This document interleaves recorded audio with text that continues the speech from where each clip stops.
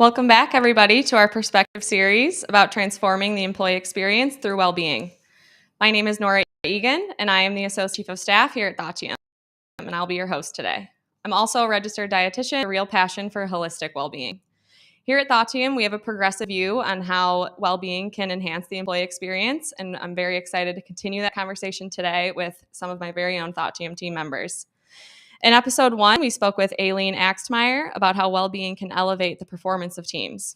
In episode 2, we got to speak with Max Schneider about how offsites can create real impact on teams. And here we are in episode 3, speaking with Amanda Lobo and Nicole Diehl about how we've brought this into the well-being into the Thoughtium workplace and what we have learned in the process. So welcome, Nicole and Amanda. Happy to be here. Thank you. You are both familiar faces on Navigating Now, so instead of a traditional intro, I thought I could give you a quick, why is well-being in the workplace important to you? That's a huge question. I'd say, because we all know what it feels like not to have it. When employees or employers don't focus on us as humans, but more just professionals, that surely hits different. Mm-hmm. What about you?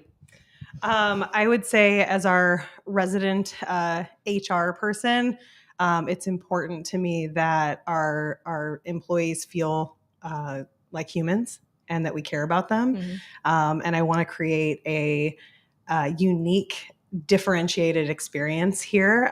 We have the ability to do it. And so why not? Love it. We're going to get a lot more into that, but I thought this entire series is called How to Transform Employee Experience Through Well-Being. And I think it's important that we define what employee experience is. And no better person to answer that than our Director of People and Ops. Yeah, so I would essentially define it as the holistic impact of a job and an organization on an employee. So it's things like your interactions with your people, the relationship with one's manager, process, policy, culture, your physical and virtual workspaces. And it starts in the hiring process and carries all the way through to an exit. Okay, so I think we'll unpack this a little bit more later too, but there's a real premium on great employee experience. People want to have a more connected experience at work. And so those organizations that are providing an exceptional employee experience are surely differentiated today. Yeah, and I love how culture was just one of a long list of things there. People don't understand the employee experience is so much more than just quote unquote culture. And another question is, how do people know if they do have a positive employee experience or not?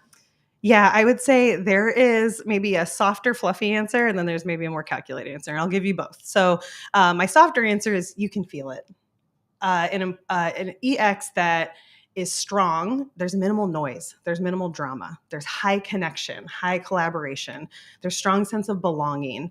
Your team has the right information at the right time to do their job with a high level of excellence. Mm-hmm. My more calculated answer is ask for the feedback, run your engagement surveys, run your pulse surveys, make sure that you're fostering an environment where feedback culture is strong and people feel like they can raise concerns and be honest with their managers or the leaders at the table. Totally. And I can definitely speak to the you can feel it part right from my first interview here. And I think everybody has said that in joining Thoughtium. You can feel the belongingness. You can feel that people care about you as a person, and it's much more than your job description. And if you can do those things. So that shows up for sure here. Our subject today is to talk about how we brought a well-being program into Thoughtium. So I'd love to hear how it got started here from your perspective. Yeah. If you don't mind me sharing, it actually started with you, Nora.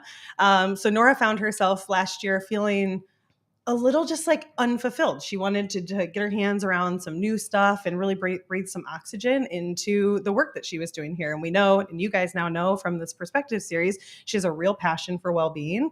And she's got credentialed expertise as a registered dietitian. And so we wanted to bring that into her day-to-day. And Nicole and Nora came together and created a real business case for why this could matter, why this could really elevate our employee value prop. And you guys made it a very easy yes for our leadership team to say, let's put some resources on this. Let's make this investment. And it's been really exciting. And I'm excited for you guys to unpack that with us today. Yeah. And I just want to start by, we had a conversation with Aileen on our first week where she talked about, your employer giving you the space to learn and grow in areas that are really important to you. And I've been in many workplaces where that is not the case. So this conversation alone, this exploration alone is just a perfect example of how Thoughtium has given that to me and allowed me to grow into a space that is both going to benefit the business and myself, which I'm very lucky for that. It started with understanding what people really wanted on our team, which was really cool. So it started with the leadership team understanding that this was a worthy investment, and we wanted to put more effort into our people and how they could improve themselves and their performance, but also just as people. And quickly realized through a few interviews, it wasn't just physical health. It was emotional, it was community, it was spiritual, it was financial. Everyone had a different priority at the time, which was really eye-opening and cool to realize there isn't a one-size-fits-all program for us. So I got to look into what's going on in the marketplace, what are other businesses doing, and quickly realized that by nurturing development, which Thoughtium was already doing very well, and respecting individuality, recognizing people's efforts, our employees were going to flourish and our performance was also going to really improve. So luckily, Thoughtium team agreed with me, and we've gotten to spend the last 6 months or so really putting a lot of time and effort into this.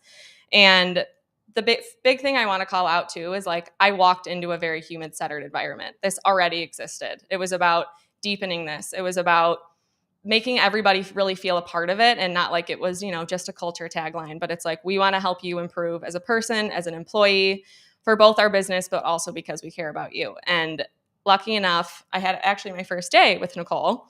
We started last summer or 2 summers ago, and I was lucky enough to be partnered with her on this project because she's a facilitator, she's a coach, she's a designer, she's many other things, but she's very passionate about well-being as well. So I'd love her to get a chance to share a little bit about why this was important for her to bring into Thoughtium.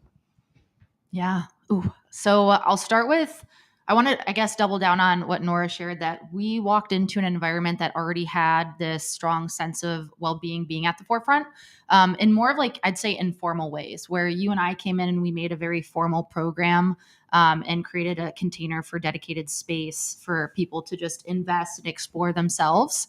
And man, was it such a cool process. So what Nora highlighted was we started the process traditionally how we would, designing a learning and development experience where we'll go through some discovery. So while me and Nora had a strong perspective of what we thought this program would look like, we wanted to hear from our team members too. And thank goodness we did, because we got a better picture at it's a lot of different elements. There's a lot of different things that go into one person's well-being versus another.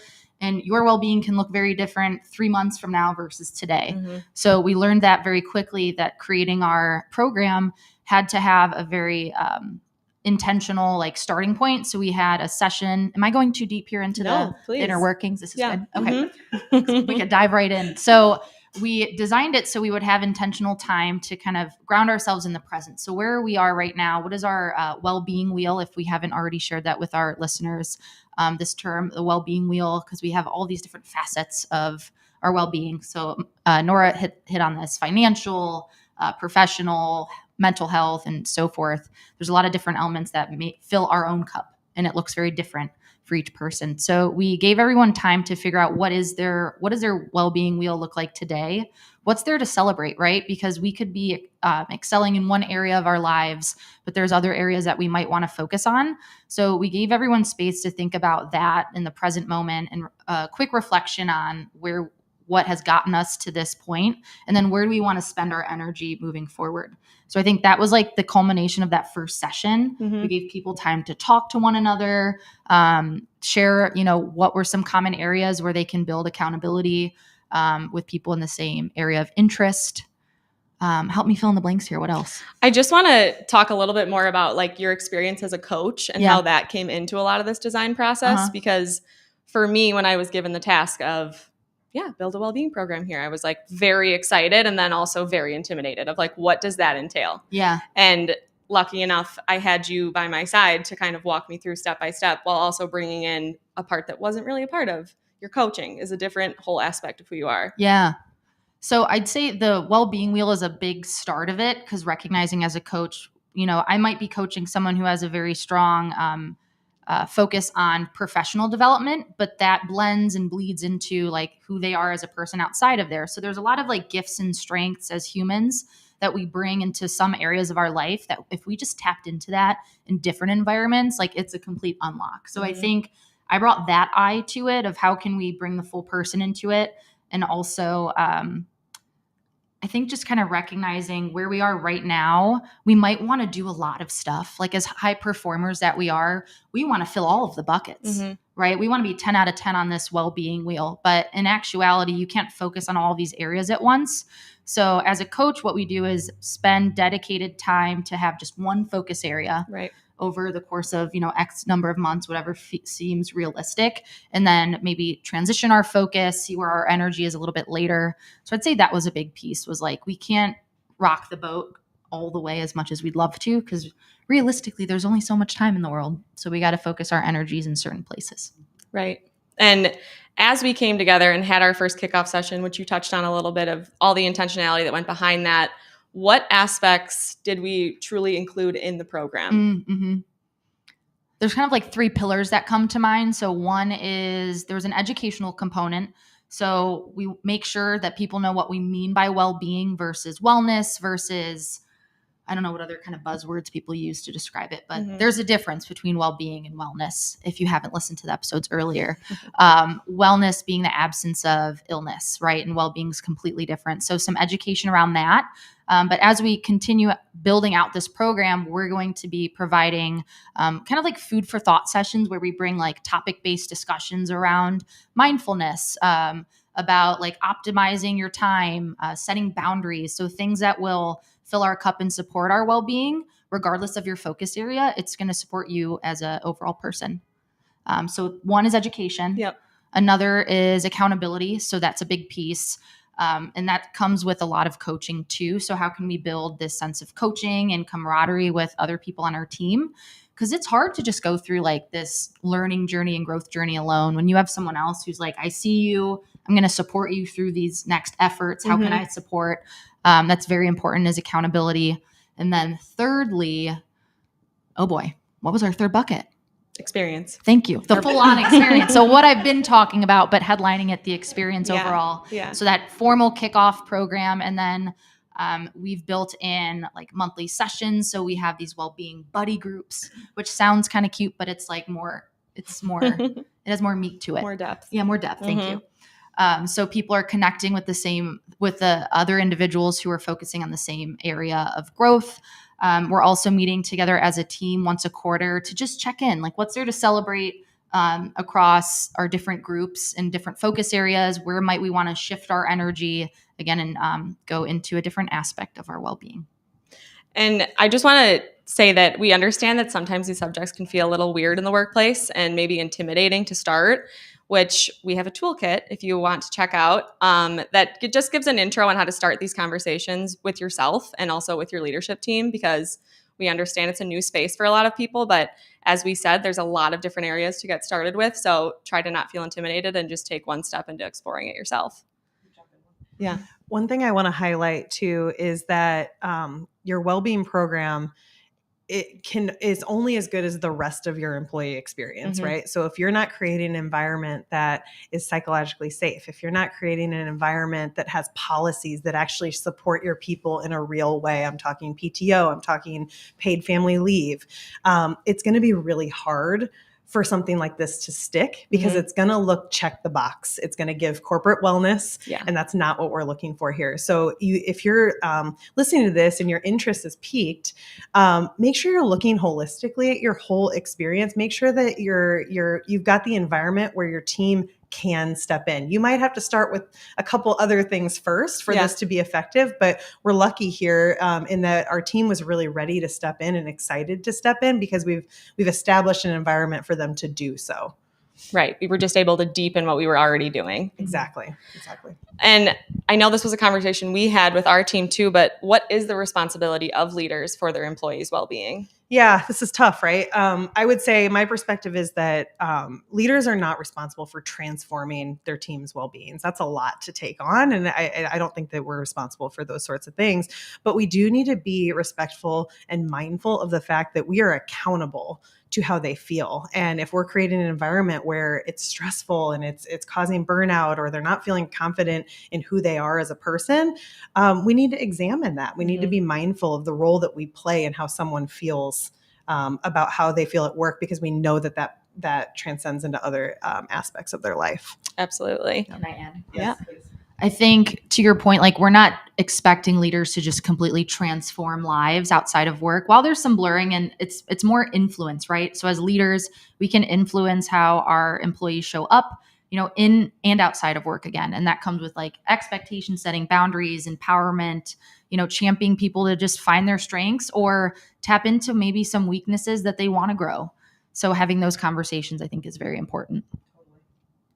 With that, I just want to say, like, it's nice to have a little bit of a snackable action, like with those long list of things that people need to have to even begin this conversation. Amanda, where would you say an HR leader should begin? I would make sure that you actually have a true pulse on what's going on in your organization.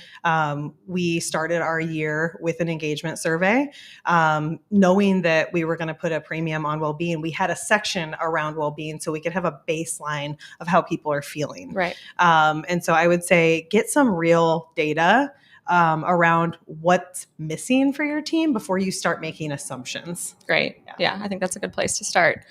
Well, I hope that everybody has learned a little bit more about what Thoughtium has done for well-being and how we've explored the workplace. And from Aileen, from Max, from our own team here, just start somewhere, and it's definitely worth the investment, and it's worth what you're going to be giving to your team. So with that, I'm going to do a quick rapid fire question. Just one quick one. Ready. First? You want to go first? My question for you is, what is one thing that you are doing for your well-being today? This is going to be a very L&D response, so forgive me. It has to do with an acronym, a mantra, if you will. So I've been using this acronym AER, Acknowledge, Explore, Respond, like through my day-to-day. So for example, because I'm a thinker, like I love to just, and you'll find this if you're someone who's like very introspective, very self-aware, you can go deep in a lot of different areas. So sometimes that's not great, right? So I check myself. So I've been using this acronym. So like acknowledge, okay, what's kind of happening? What am I thinking about? Is it something I want to explore and go deeper? Or is it a thought, feeling I just want to sit with and let it pass and decide on how I want to respond? So that acronym has actually been treating me very well. So that's what I've been doing for my well-being. Wonderful. Checking in. I love that. I would say I'm in a season where I'm realizing all the old levers for my well-being are not working anymore. So I'm in like nervous system regulation exploration and trying to build really healthy, sustainable habits around those moments, those really like easy to do, easy not to do things, like waking up and ice rolling my face and starting with water and having some protein before caffeine, or putting my legs up the wall at the end of the day. Nora's been like my true coach on some of this stuff. But yeah, really exploring how to truly regulate my nervous system and find those moments where I can build those habits to make long-term difference in how I feel. Small but impactful things. Totally. Well, thank you everyone for joining us. Thank you, Nicole and Amanda, for joining me. This was a lot of fun. If you want to check out more, you can look at thoughttium.com/perspectives for our toolkit and our article and all 3 episodes around transforming well-being in the workplace.